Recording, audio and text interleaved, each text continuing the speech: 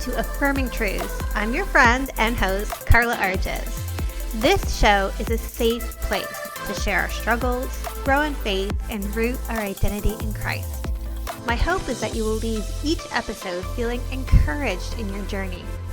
Subscribe so you don't miss an episode, and it would mean the world to me if you would leave a review. I am so glad you're here. Let's get started. Hey friends, welcome to another episode of Affirming Truths. It is Carla here, your friend, your host, your cheerleader, your coach, and I'm just so happy that you have joined me today.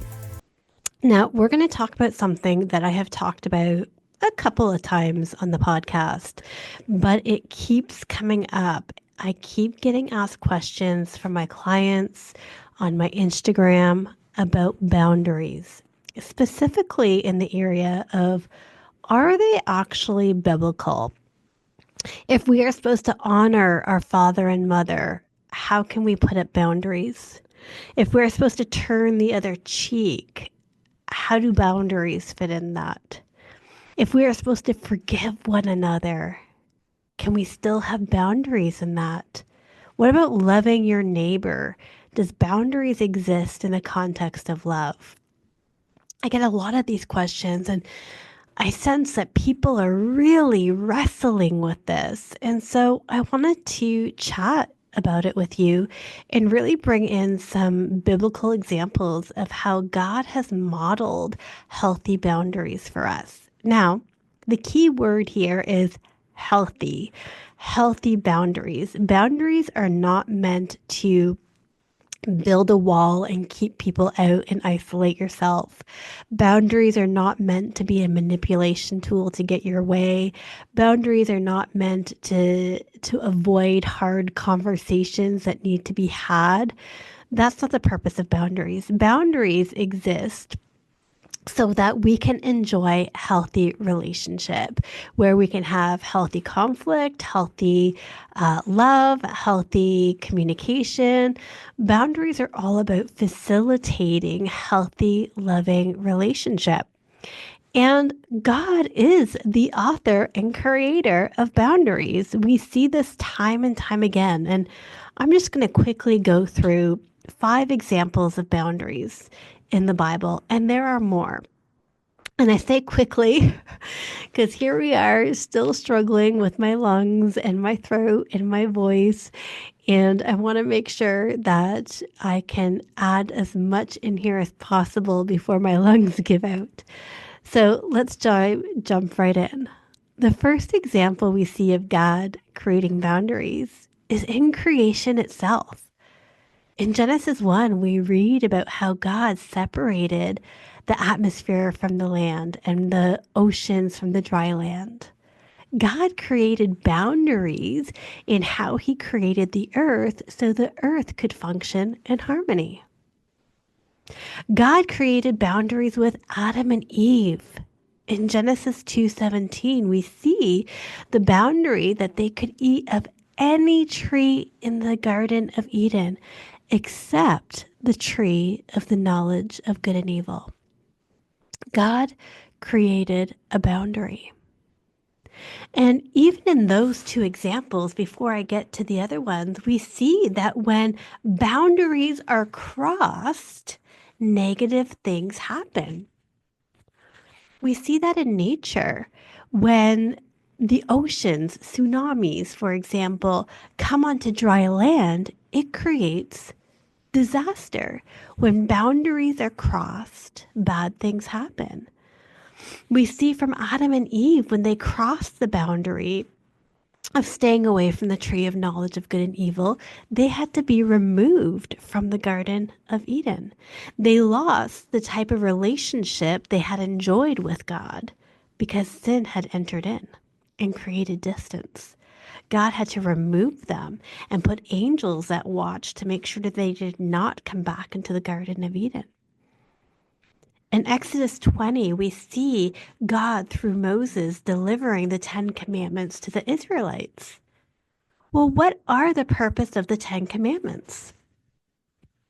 The 10 commandments are examples of boundaries. Here's the boundary in which you can have healthy relationship with God. Here's the boundaries where you can have healthy relationship with God. When you are in those boundaries, the relationship flourishes. And we see when the Israelites crossed those boundaries that they had separation from God. And there was consequences and it was hard. God didn't cease from being loving. God didn't cease from being faithful. God didn't cease from keeping his promises. But at the point of a boundary being crossed, there was consequences that resulted in some temporary separation. This is an example that God gives us. And it's not just in the Old Testament. In the New Testament, in Luke 4:28-30, we see how the people in the synagogue were angry with Jesus and they wanted to go and push him over a cliff. They wanted to kill him. Jesus did not let people harm him. Until his appointed time, at his desire, his will, his plan, his purpose for the cross, he did not allow people to harm him.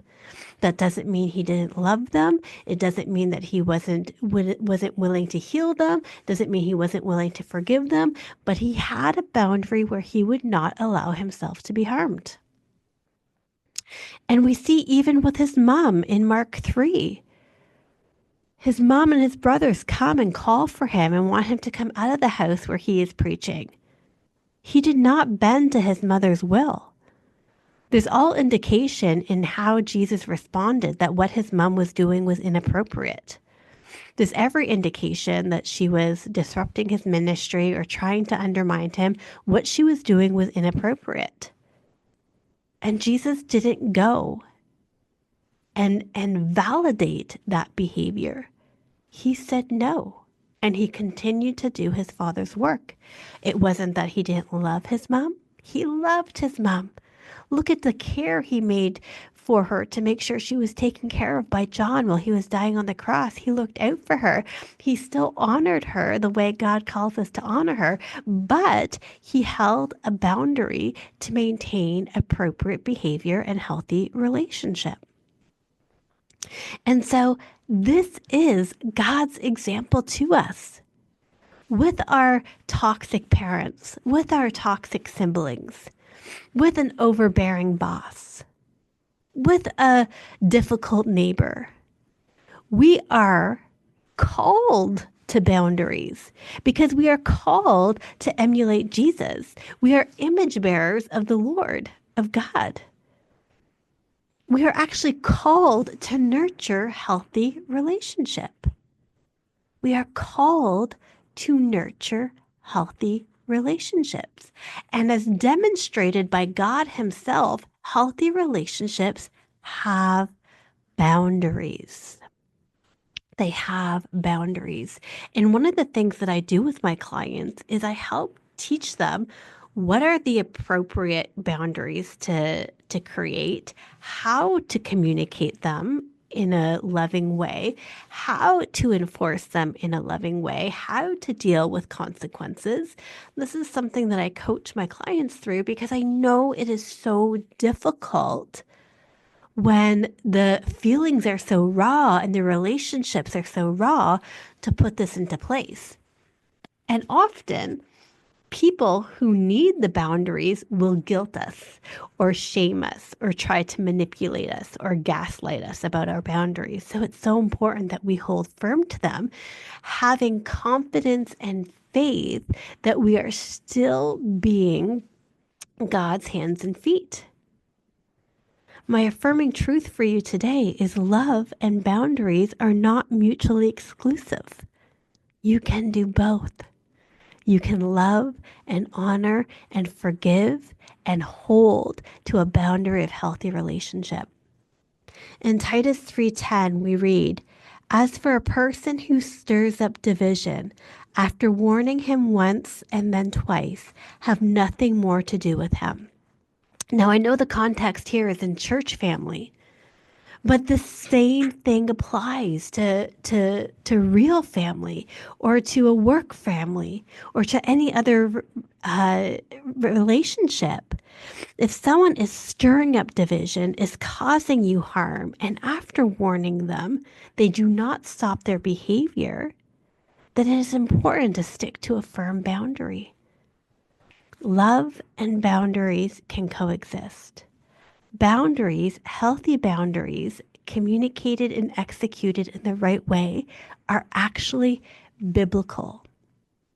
So I want to encourage you today to think, are there relationships that are not operating in a healthy way that need healthy boundaries? How can you lean into that? How can you communicate that and enforce that?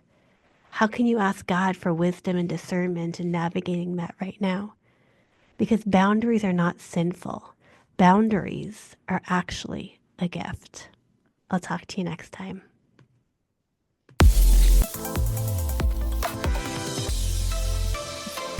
Thanks for joining me today. I hope we're already friends on social media, but if we're not, come find me on Instagram at Carla Arges or at Affirming Truth. Can't wait to see you back here next week. Bye, friends.